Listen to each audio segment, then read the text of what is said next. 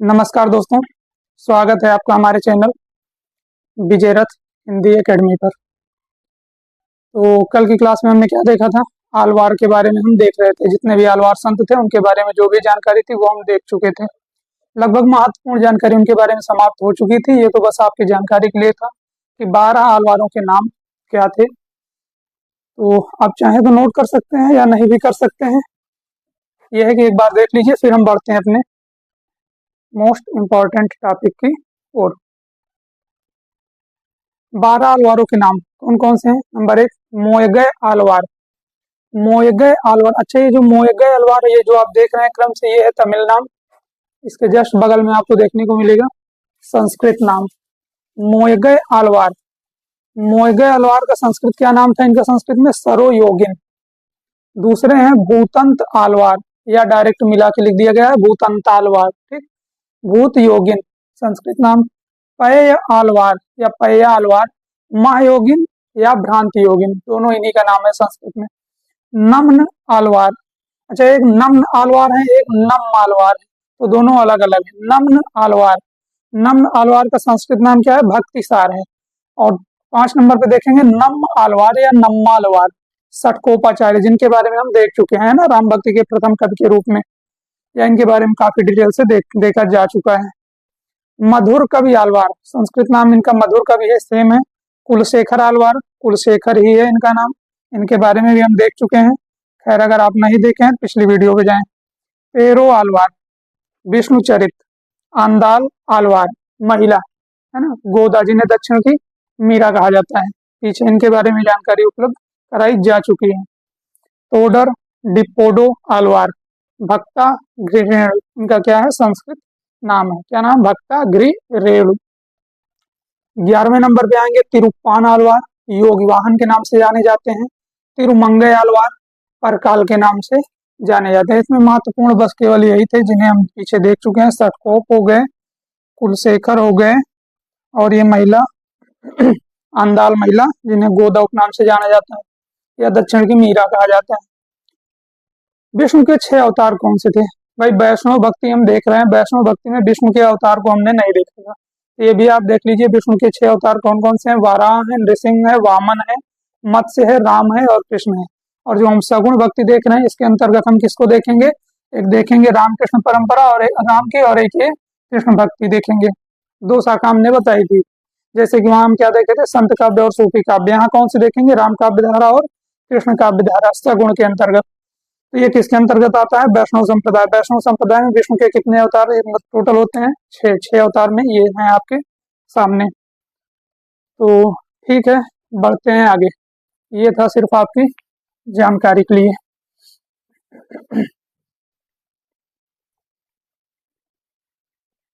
अब आप हेडिंग डालेंगे प्रमुख वैष्णव संप्रदाय।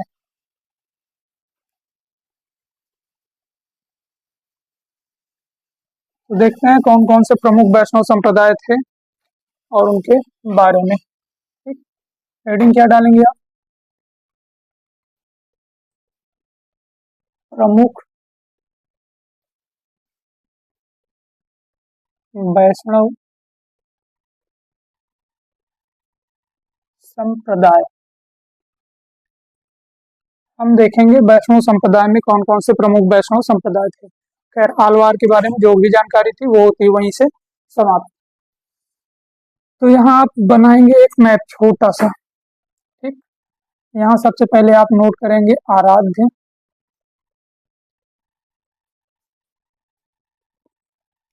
फिर आप लिखेंगे संप्रदाय,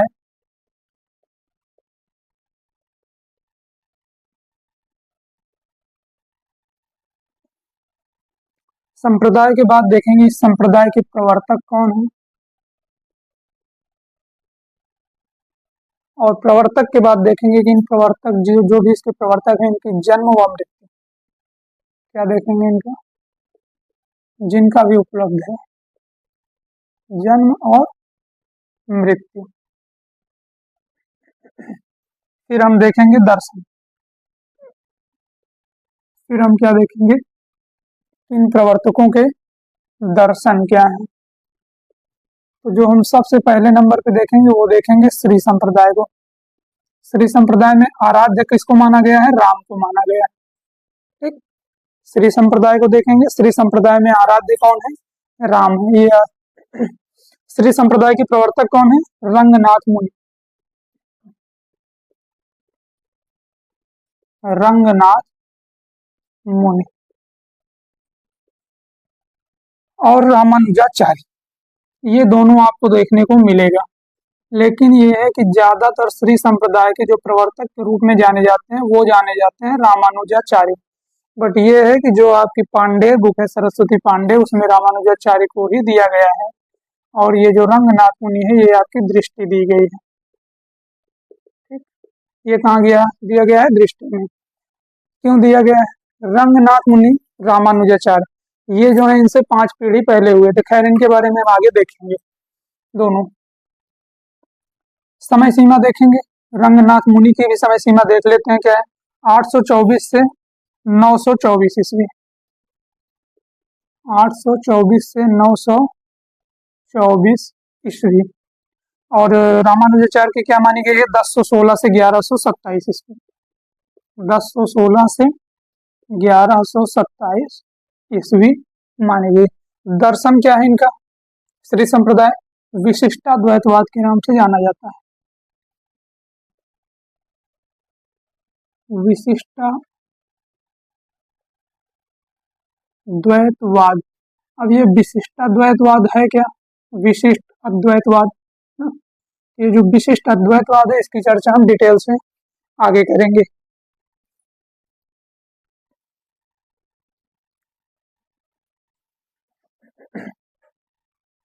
अच्छा, ये दोनों लोगों का दर्शन है इनका। रामानुजाचार्य का दर्शन एक ही है, श्री संप्रदाय का दर्शन क्या है? विशिष्ट अद्वैतवाद है। अगला हम देखेंगे ब्रह्म संप्रदाय। क्या देखेंगे हम? ब्रह्म संप्रदाय। ब्रह्म संप्रदाय में किसको जो है आराध्य माना गया है? तो यहाँ कृष्ण को आराध्य माना गया है। किसको माना गया है? कृष्ण को आराध्य माना गया है। प्रवर्तक कौन थे इसके? मध्वाचार्य।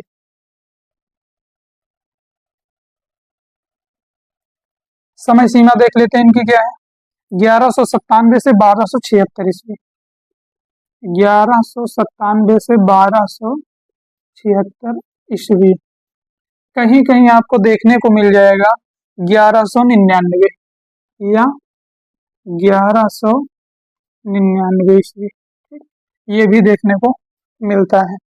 अच्छा, इनका जो दर्शन है वो क्या है? द्वैतवाद। दर्शन के इनके क्या नाम है? द्वैतवाद।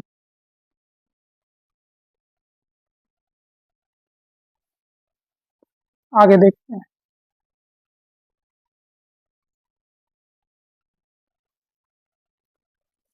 हम देखेंगे रुद्र संप्रदाय। क्या देखेंगे? रुद्र संप्रदाय। आराध्य किसे माना गया? तो यहाँ भी कृष्ण को आराध्य माना गया है। रुद्र संप्रदाय के प्रवर्तक कौन है? तो 2 लोग हैं। एक तो मिलेंगे आपको कहीं कहीं विष्णु स्वामी। कौन मिलेगा? विष्णु स्वामी। या आपको मिलेंगे वल्लभाचार्य। खैर ज्यादातर वल्लभाचार्य देखने को मिलते हैं। क्यों देखने को मिलते हैं? इन दोनों में क्या संबंध है ये हम आपको बताते हैं। रुद्र संप्रदाय प्रवर्तक कौन है? विष्णु स्वामी या वल्लभाचार्य। अच्छा, ये जो वल्लभाचार्य है ये विष्णु स्वामी के शिष्य हैं। क्या है इनके? यहीं आप नोट कर लेंगे कि शिष्य हैं। ठीक, अब शिष्य हैं तो मूलतः तो प्रवर्तक विष्णु स्वामी को ही माना जाना चाहिए, बट ये है कि वल्लभाचार्य को मान्यता दी जाती है। ठोस रूप इन्होंने ही प्रदान किया इसे। विष्णु स्वामी की समय सीमा क्या है? 1300। और ये जो वल्लभाचार्य है इनकी समय सीमा क्या है? 1478 से 1530 ईस्वी, 1530 ईस्वी। दर्शन क्या है इनका? शुद्धाद्वैतवाद। दर्शन क्या है? शुद्धाद्वैतवाद,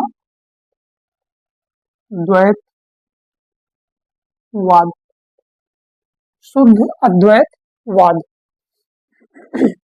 अगला देखेंगे हम एक और संप्रदाय कौन सा है हमारा? सनकादि संप्रदाय।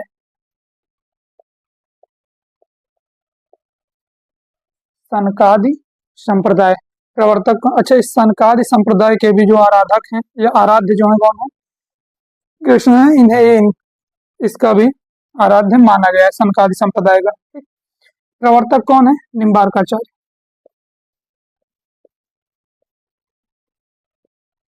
निम्बार्काचार्य किस संप्रदाय के प्रवर्तक हैं?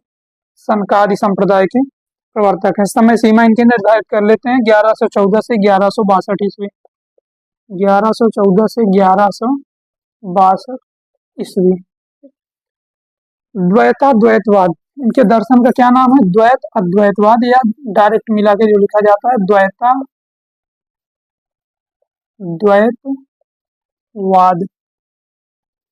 द्वैताद्वैतवाद, ये इनके दर्शन का नाम है। अच्छा, ये जो सनकादि संप्रदाय है इसे हंस संप्रदाय के नाम से भी जाना जाता है। खैर, इसके बारे में हम आगे डिटेल से देखेंगे तो वहां जरूर बताएंगे। अभी के लिए बस इतना ही। तो एक बार रिपीट करते हैं। श्री संप्रदाय प्रवर्तक कौन है? रंगनाथ मुनि या रघुनाथाचार्य। समय सीमा रंगनाथ मुनि की 824 से स्टार्ट है, रामानुजाचार्य 1016 ईस्वी से। विशिष्टाद्वैतवाद दर्शन है। ब्रह्म संप्रदाय मध्वाचार्य द्वैतवाद। रुद्र संप्रदाय विष्णु स्वामी या वल्लभाचार्य। समय सीमा 1300 या 1478 से 1530 ईस्वी, वल्लभाचार्य की। शुद्धाद्वैतवाद। सनकादि संप्रदाय निम्बार्काचार्य 1114 से 1162 ईस्वी, द्वैताद्वैतवाद। एक चीज आप ध्यान दें, यहाँ जो है सिर्फ आराध्य जो है श्री संप्रदाय के राम को स्वीकार किया गया है। बाकी ये जो तीनों है इसमें तीनों किसको किसको स्वीकार किया गया है? कृष्ण को। ब्रह्म, रुद्र और सनकादि तीनों संप्रदाय के आराध्य कौन है? कृष्ण है। केवल एक संप्रदाय अलग है आपको जो दिखाई दे रहा है, श्री संप्रदाय, जिसके आराध्य कौन है? राम है।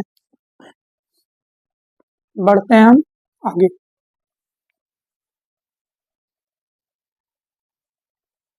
मुख्यतः जो संप्रदाय थे वो यही चार थे: श्री संप्रदाय, ब्रह्म संप्रदाय, रुद्र संप्रदाय और सनकादि संप्रदाय। बट इसके साथ साथ, इन चारों के साथ साथ कुछ अन्य संप्रदाय भी हैं। तो जो अन्य संप्रदाय हैं हम उसे भी देख लेते हैं। हेडिंग डालेंगे आप अन्य संप्रदाय। अन्य संप्रदाय में केवल संप्रदाय और उसके प्रवर्तक देखेंगे हम। नंबर 1, यहाँ आप लिखेंगे संप्रदाय और यहाँ आप लिखेंगे क्या? प्रवर्तक। नंबर 1 पे हम देखेंगे रामावत संप्रदाय। कौन सा? रामावत। रामावत संप्रदाय के प्रवर्तक कौन है? रामानंद। रामावत संप्रदाय के प्रवर्तक कौन है? रामानंद है। अगला है रामदासी संप्रदाय। नंबरिंग आप लोग करते रहेंगे अपना। रामदासी संप्रदाय, प्रवर्तक कौन है इसके? रामदास।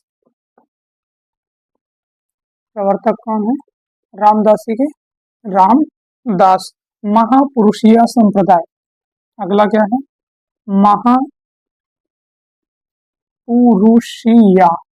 यानी महापुरुष शब्द आप अगर पढ़े होंगे तो महापुरुषीय आसानी से समझ में आ जाएगा, है ना। महापुरुषीय संप्रदाय, प्रवर्तक शंकरदेव।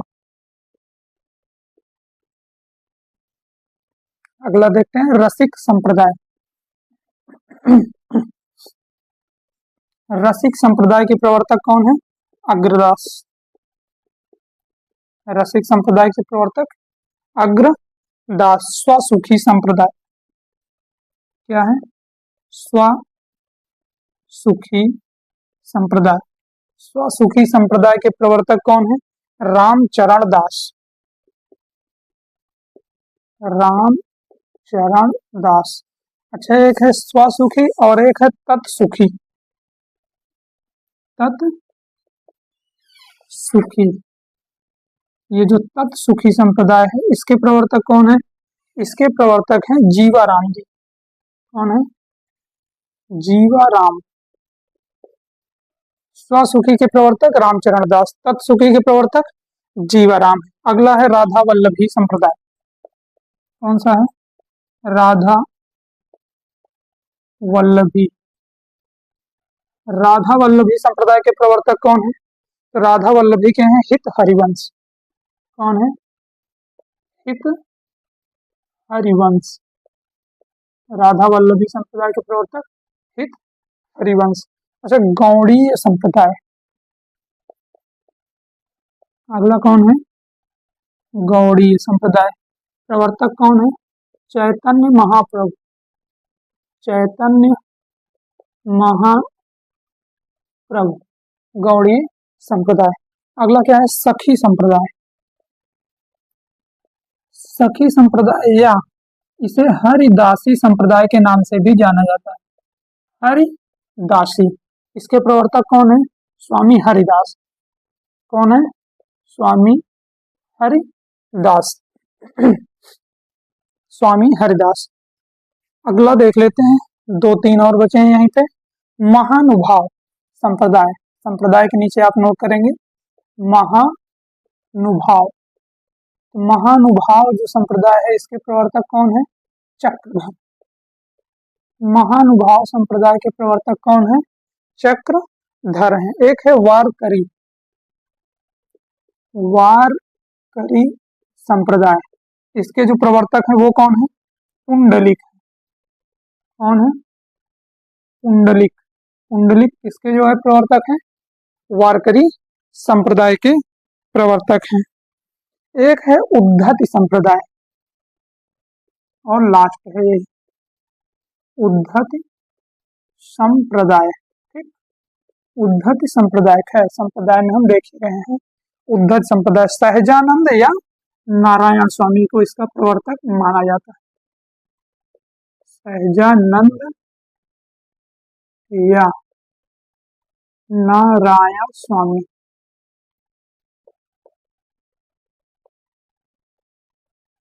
तो ये जो अन्य संप्रदाय थे वो यही थे। खैर, 4 संप्रदाय जो महत्वपूर्ण थे वो पीछे हमने देखा, श्री संप्रदाय, ब्रह्म संप्रदाय, रुद्र संप्रदाय और सनकादि संप्रदाय, सनकादि या हंस संप्रदाय। खैर, उसके बारे में भी डिटेल से हम देखते हैं।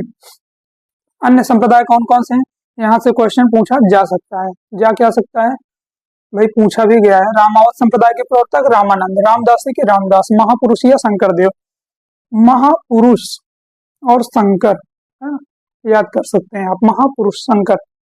रसिक संप्रदाय अग्रदास, स्वसुखी रामचरण दास, तत्सुखी जीवाराम। इसको एक साथ याद करेंगे आप तो क्या होगा? याद हो जाएगा। स्वसुखी, अपने सुख के लिए, अर्थ थोड़ा सा ऐसे अपने आप से लगाएंगे, स्वसुखी संप्रदाय, है ना, रामचरण दास। और तत्सुखी जीवाराम जी। ठीक, यहाँ क्या निकला? स्वसुखी, अपने सुख के लिए राम।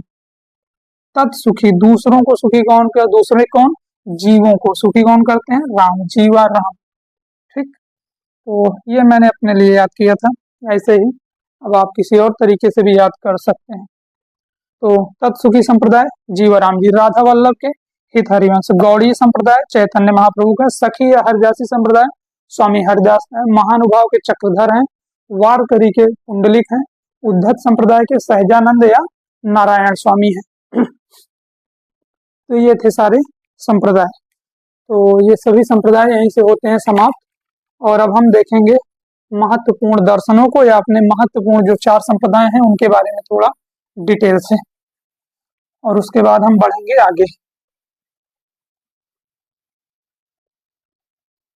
तो आप एक हेडिंग डालेंगे, आप महत्वपूर्ण दर्शन। दर्शन आपको बताया ना, जैसे कि श्री संप्रदाय का दर्शन क्या था? अभी हमने देखा कि दर्शन था उसका विशिष्टाद्वैतवाद। द्वैतवाद किसका था? मध्वाचार्य का था ना। तो ये सारी चीजें, तो जो 4 दर्शन हमने देखा है कौन कौन? विशिष्टाद्वैतवाद, द्वैतवाद, द्वैताद्वैतवाद और शुद्धाद्वैतवाद। एक विशिष्टा है विशिष्ट अद्वैत, एक है शुद्धाद्वैत शुद्ध अद्वैत, और 2 कौन है? एक द्वैतवाद है सिर्फ, और एक द्वैत का द्वैतवाद ना। तो ये चारों हम देखेंगे। हेडिंग आप क्या डालेंगे? महत्वपूर्ण दर्शन। महत्वपूर्ण दर्शन को हम देख रहे हैं। नंबर 1 हम देखेंगे अद्वैतवाद को। खैर, वो जो चारों हम दर्शन देख चुके हैं, कौन कौन से? विशिष्टाद्वैतवाद, द्वैताद्वैतवाद, द्वैतवाद और शुद्धाद्वैतवाद। वो चारों जो है एक दर्शन था। इनसे पहले अद्वैतवाद शंकराचार्य का था। जहाँ से भक्ति का स्टार्टअप माना गया। तो ये अद्वैतवाद के विरोध में ही वो चारों दर्शन उठकर खड़े हुए थे। कौन कौन से? विशिष्टाद्वैतवाद, शुद्धाद्वैत और द्वैताद्वैत। वो जो चारों हैं वो किसके विरोध में खड़े हुए थे? अद्वैतवाद के विरोध में खड़े हुए थे। तो सबसे पहले हम अद्वैतवाद को ही देख लेते हैं, अद्वैतवाद क्या कहता है, फिर हम बढ़ेंगे अपने चारों दर्शनों पर। नंबर 1, अद्वैतवाद।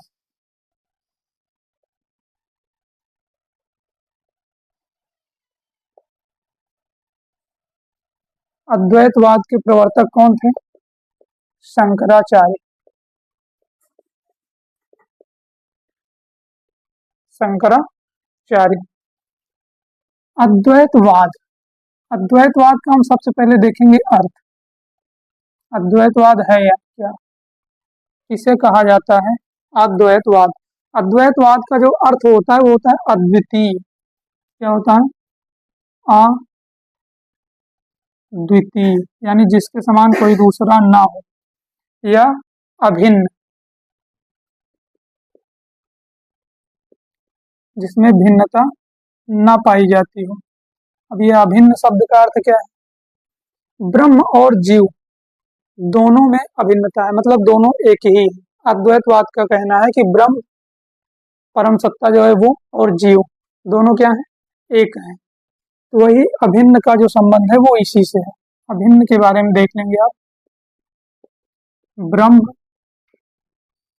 और जीव, ब्रह्म और जीव दोनों एक ही हैं, दोनों एक ही हैं। ये कौन कहता है?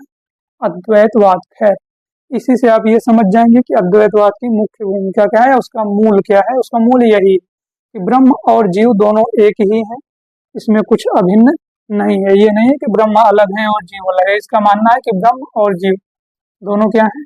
एक ही हैं। तो अर्थ के लिए बस इतना ही। अब देखते हैं अद्वैतवाद के बारे में। पहले तो हम देखेंगे शंकराचार्य के बारे में। शंकराचार्य के बारे में, भक्ति आंदोलन के प्रथम प्रचारक और संत थे। अभी अभी हमने आपसे बताया शंकराचार्य क्या थे? भक्ति आंदोलन के, क्योंकि इन्हीं के विरोध में बाकी जो चारों दर्शन है वो खड़े हुए थे। शंकराचार्य भक्ति आंदोलन के प्रथम प्रचारक थे। भक्ति आंदोलन के प्रथम प्रचारक और संत थे।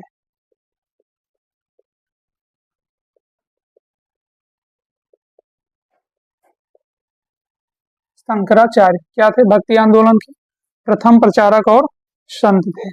देखते हैं इनका जन्म स्थान क्या था।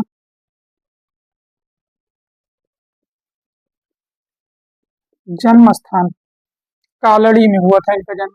कहाँ हुआ था? कालड़ी। ये कहाँ पड़ता है? केरल।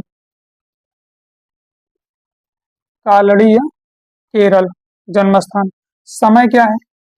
8वीं शताब्दी। शंकराचार्य की समय सीमा क्या है? 8वीं शताब्दी निर्धारित की गई है। गुरु कौन थे इनके? गोविंद भगवत पाद। गुरु, गुरु के बारे में आप नोट करेंगे सिर्फ गोविंद। कहीं कहीं गोविंद योगी मिलता है, कहीं कहीं गुरु गोविंद भगवत पाद। तो आप याद रखेंगे सिर्फ गोविंद। इन्हें प्रच्छन्न बौद्ध भी कहा जाता है। इन्हें क्या कहा जाता है? प्रच्छन्न बौद्ध। प्रच्छन्न बौद्ध भी कहा जाता है।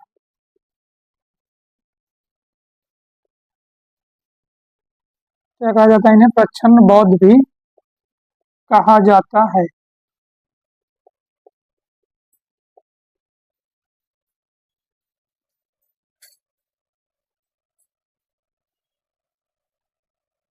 शंकराचार्य को प्रच्छन्न बौद्ध भी कहा जाता है। अच्छा, इन्होंने क्या किया था? प्रस्थान त्रयी का भाष्य किया था। किसका भाष्य किया था? प्रस्थान त्रयी का। प्रस्थान त्रयी क्या था ये हम पिछली क्लास में आपको बता चुके हैं। प्रस्थान त्रयी का भाष्य किया था। का भाष्य किया था। किसने किया था प्रस्थान त्रयी का भाष्य? शंकराचार्य ने। प्रस्थान त्रयी क्या है? गीता, उपनिषद और ब्रह्मसूत्र। गीता, उपनिषद और ब्रह्मसूत्र, ये तीनों क्या थे? प्रस्थान त्रयी थे। और चतुष्टय में क्या था? भागवत महापुराण को ऐड किया गया था। बढ़ते हैं आगे। स्मृत या स्मार्त संप्रदाय का प्रवर्तन किया था इन्होंने। कहीं कहीं स्मृत मिलता है, कहीं कहीं स्मार्त मिलता है, तो दोनों नोट करेंगे हम। स्मृत या स्मार्त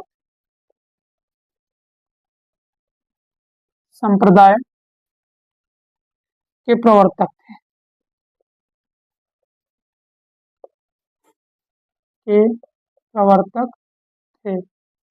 स्मृत या स्मार्त संप्रदाय के प्रवर्तक थे। अच्छा, ये जो स्मृत या स्मार्त संप्रदाय है, यह पंचदेव उपासना पर आधारित है।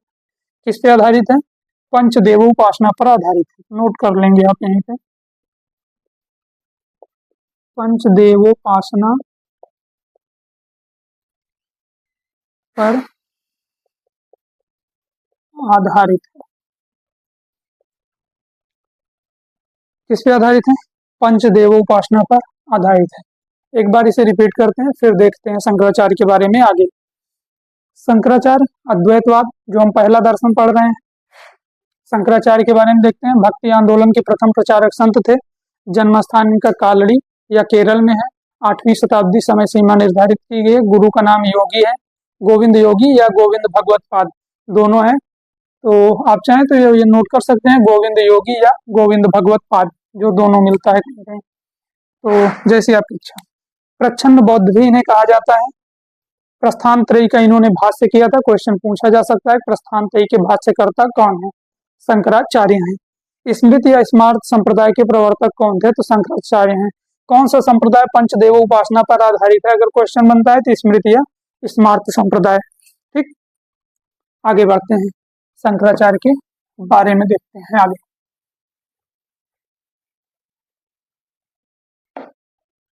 अच्छा, इनके दर्शन, दर्शन क्या है? अद्वैतवाद का आधार, या आप सीधे लिखेंगे इनके दर्शन। दर्शन यहाँ आप लिख ही लीजिए यार, अद्वैतवाद। इनके दर्शन का आधार है, इनके दर्शन का आधार है। क्या है इनके दर्शन का आधार? इनके दर्शन का जो आधार है वो वेदांत व उपनिषद। वेदांत व उपनिषद, ये क्या है? इनके दर्शन का आधार है। ठीक, आगे देखते हैं। भक्ति मत को इन्होंने क्या किया था? ज्ञानवादी रूप में प्रसारित किया था। भक्ति मत को किस रूप में प्रसारित किया था या फैलाया था? ज्ञानवादी रूप में। ज्ञानवादी रूप में प्रसारित किया।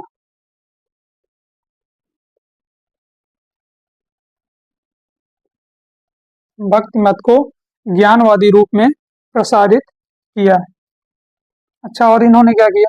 धर्म की एकता के लिए इन्होंने भारत के 4 भागों में 4 मठों की स्थापना की थी। तो नोट कर लेंगे, धार्मिक एकता के लिए या धर्म की एकता के लिए?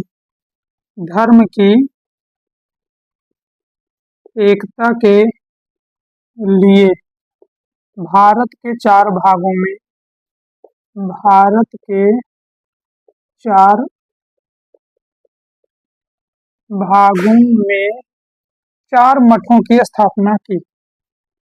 कितने मठों की स्थापना की थी इन्होंने? 4 मठों की स्थापना की।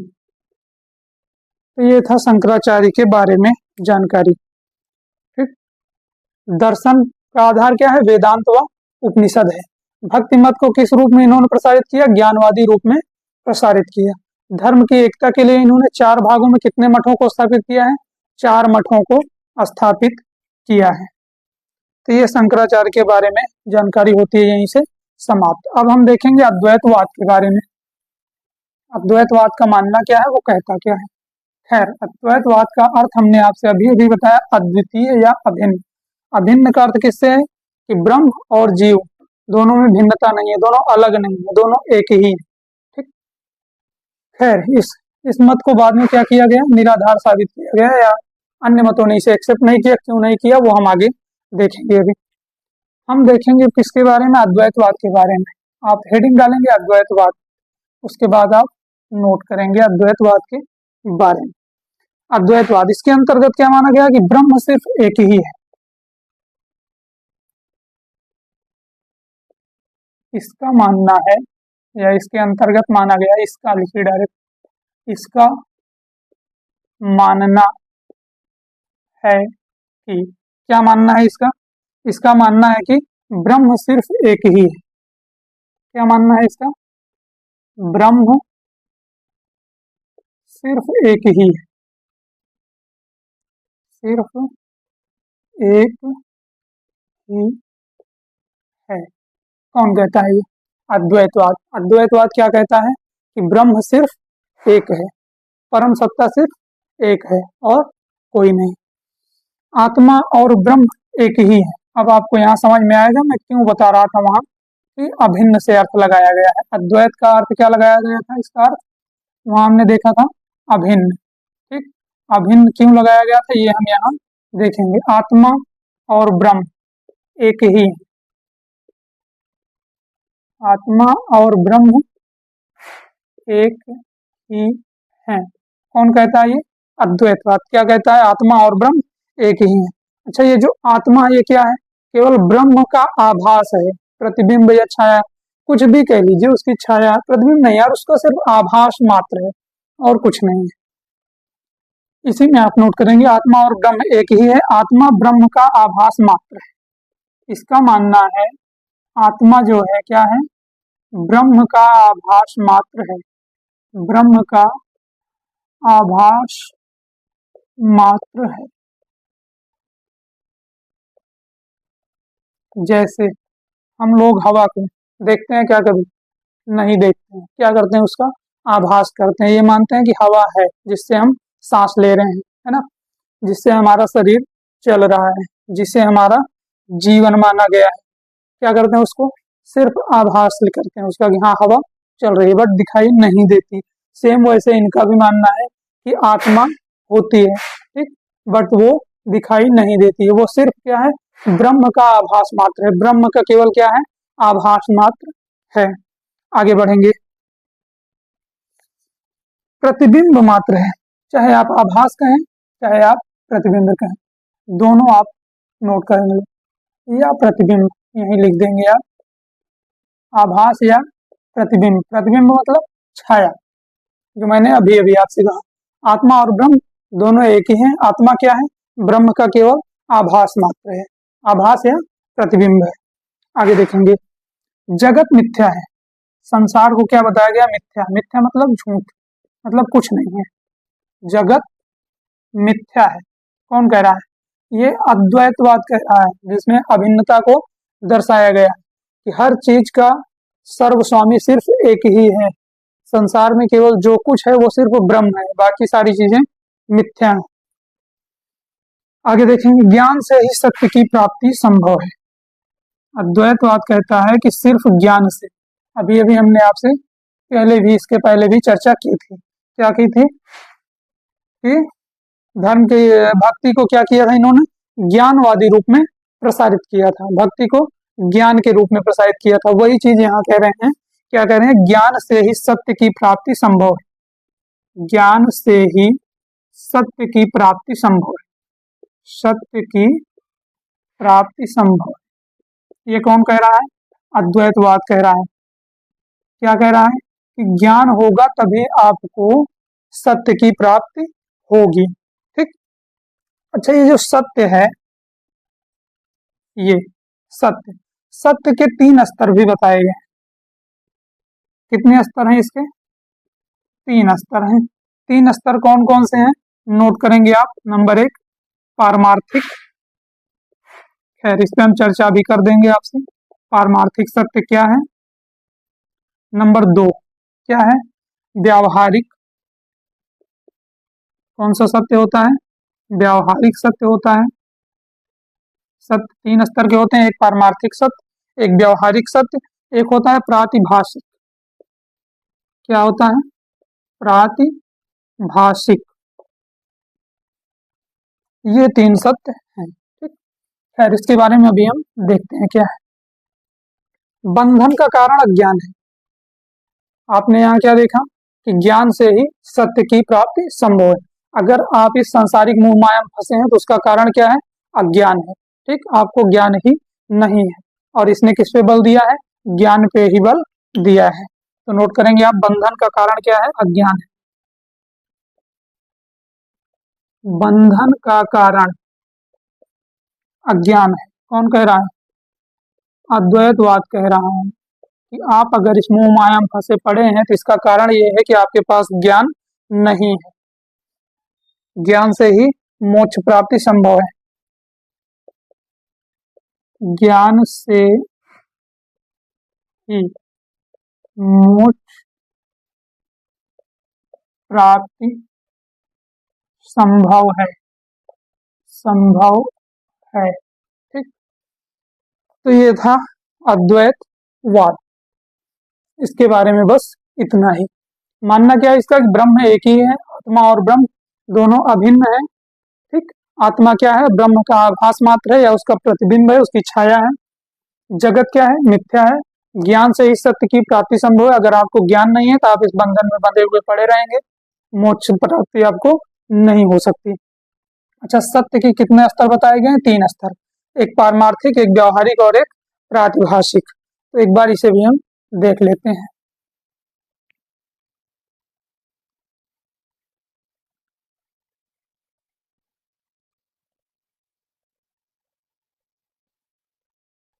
आप आगे एक छोटी सी उसी में हेडिंग डाल लेंगे, पारमार्थिक, नंबरिंग कर लेंगे हेडिंग में ना? एक ही लाइन लिखना है सिर्फ, पारमार्थिक। पारमार्थिक क्या है?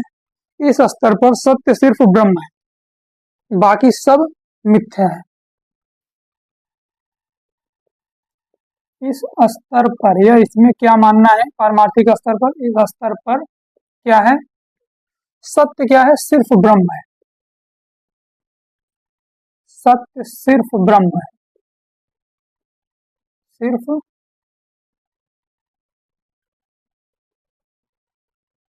ब्रह्म है। ठीक, ये क्या कह रहा है?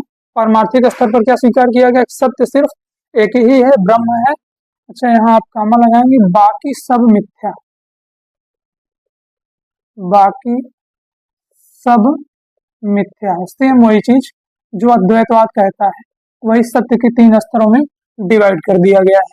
सत्य सिर्फ ब्रह्म को माना है, बाकी सब मिथ्या है। नंबर 2 पे देखेंगे हम व्यावहारिक के बारे में।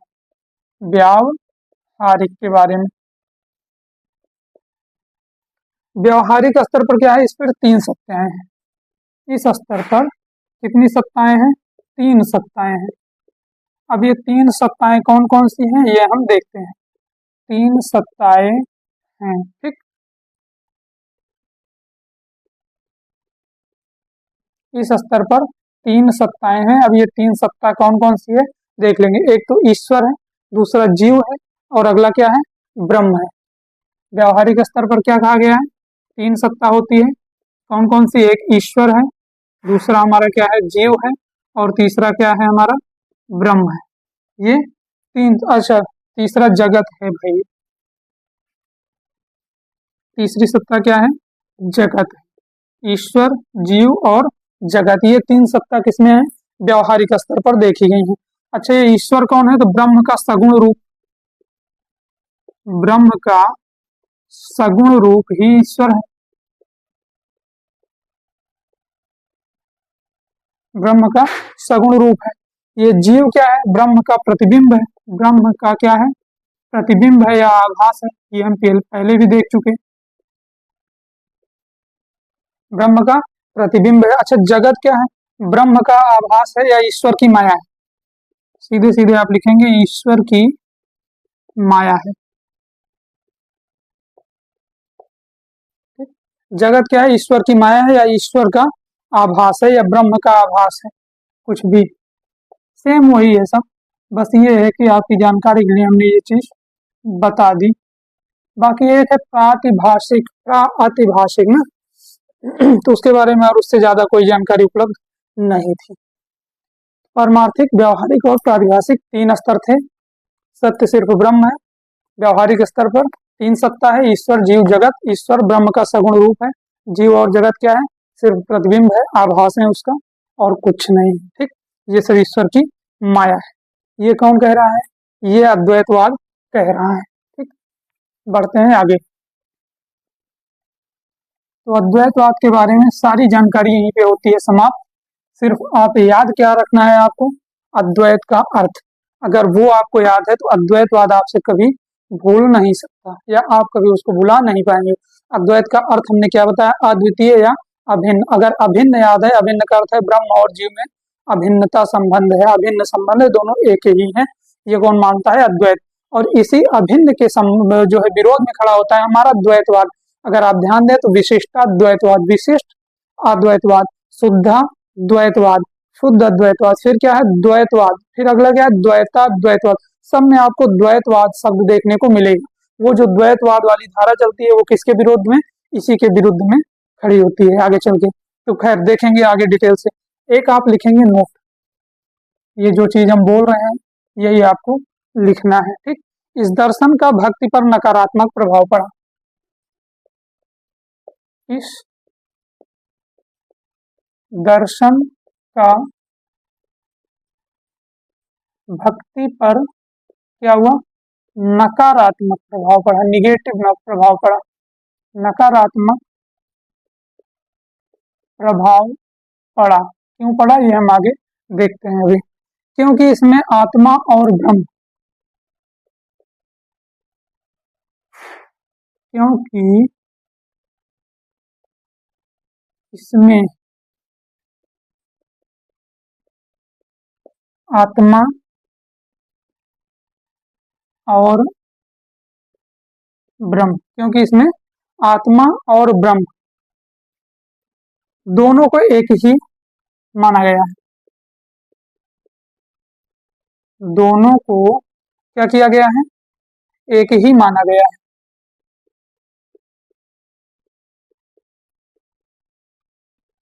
एक ही माना गया है। अच्छा, आत्मा और ब्रह्म, या इसे आप कह सकते हैं आराध्य और आराधक। ठीक, ये भी तो हो सकता है। दोनों को एक ही माना गया, जबकि भक्ति के लिए, जबकि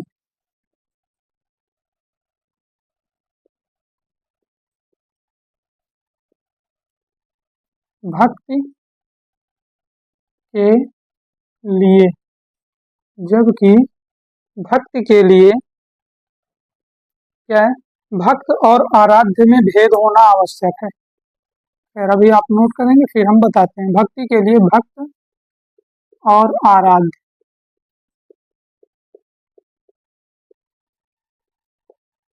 में भेद होना आवश्यक है।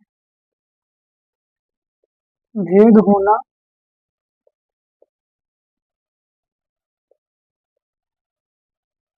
आवश्यक है। ठीक, भेद होना आवश्यक है। इसी दर्शन के विरोध में,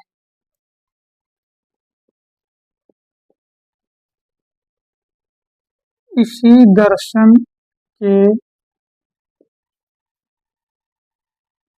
विरोध में, इसी दर्शन के विरोध में वैष्णव भक्तों ने, वैष्णव भक्तों ने चार नए मतों, चार नए मतों, यहाँ आप ब्रैकेट में लिखेंगे, क्या लिखेंगे? विशिष्टाद्वैतवाद, द्वैतवाद, द्वैताद्वैतवाद और शुद्धाद्वैतवाद। ठीक, ये चारों आप यहाँ लिख लेंगे। कौन सा? एक था विशिष्टाद्वैतवाद, एक है द्वैतवाद, एक है द्वैताद्वैतवाद और एक है शुद्धाद्वैतवाद। तो ये चार नए मत, ठीक, चार नए मतों की स्थापना की। की स्थापना की। ठीक, 4 नए मत कौन से थे जो लिखना था ब्रैकेट में? विशिष्टा द्वैतवाद, एक है आपका क्या, द्वैतवाद, एक है आपका द्वैता द्वैतवाद, ठीक, और एक क्या है आपका शुद्धाद्वैतवाद, शुद्धाद्वैतवाद। तो ये चारों आप किसमें लिख लेंगे? ये जो ब्रैकेट में हमने आपको बताया था इसमें आप नोट कर लेंगे इसको। ठीक, इस दर्शन का भक्ति पर क्या पड़ा? नकारात्मक प्रभाव पड़ा। क्यों पड़ा? क्योंकि इसमें क्या हुआ था, आत्मा और ब्रह्म दोनों को एक मान लिया गया था। आत्मा भी वही है, ब्रह्म भी वही है, दोनों की बराबर सत्ता है। जबकि भक्ति के लिए क्या है, भक्त और आराध्य में भेद होना आवश्यक है। किसी के प्रति अगर भक्ति रखनी है, किसी की पूजा अर्चना करना है, तो आपके आराध्य और आराधक में भेद होना आवश्यक है ना। इसीलिए इसको क्या नकारात्मक प्रभाव इसका भक्ति पर पड़ा। तो इसी के विरोध में वैष्णव भक्तों ने 4 नए मतों की स्थापना की।